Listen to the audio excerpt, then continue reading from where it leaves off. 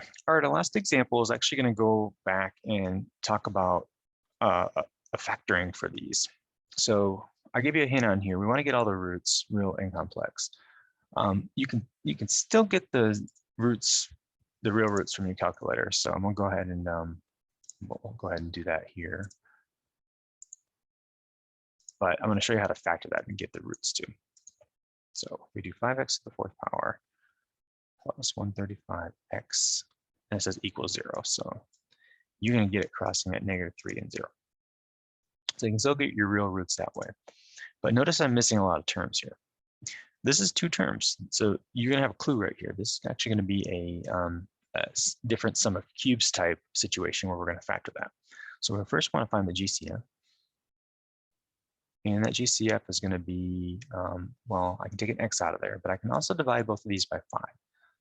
So it's going to be 5x.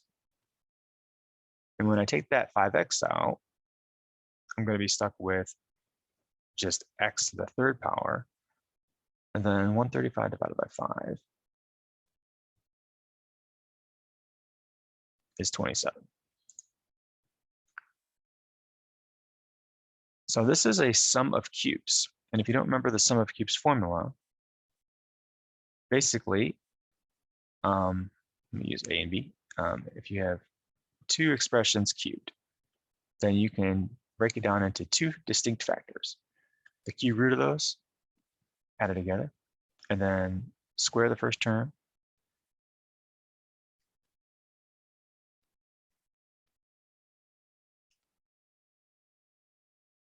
And get the number 2 to be written. And then I'm going to change the sign as a minus, and then the product of those 2, AB, and plus the square of the last term, B squared.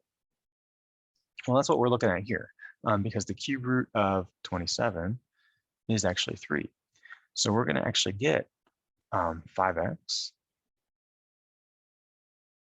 x plus 3, and then x squared minus 3x plus 3 squared, which is 9. So you actually don't have to do synthetic division on this because you can break it down into the quadratic here. Now let's talk about the real roots for a second. If I set 5x equal to 0 and divide by 5, x is going to be 0. If I set x plus 3 equal to 0 and subtract the 3, x is going to be -3. Those should be consistent with these roots here, right? So you could still get them from the graph, but you can also get them by setting your GCF and your cube root sum equal to 0. Now this is your quadratic, so we can set that into the quadratic formula. So we want to say x squared minus 3x plus 9 equals 0.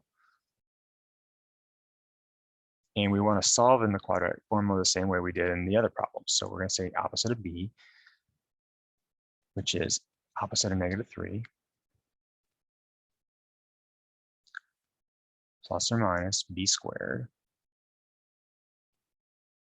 minus 4ac, plus or minus square root b squared minus 4ac. So 4 times 1 times 9.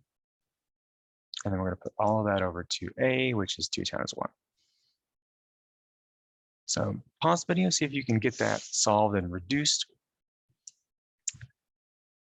All right, hopefully you've paused it. So let's see, that's going to be -3 squared minus 4 times 1 times 9. And that's going to give you -27. So this is x is going to equal 3 plus or minus square root of -27 all over 2. And you recognize the negative in there is going to bring that I out. You can't square root 27. You can cube root it, but you can't square root it. So it's just going to be 3 plus or minus I square root of 27 over 2. So these are your complex roots. And of course, your real roots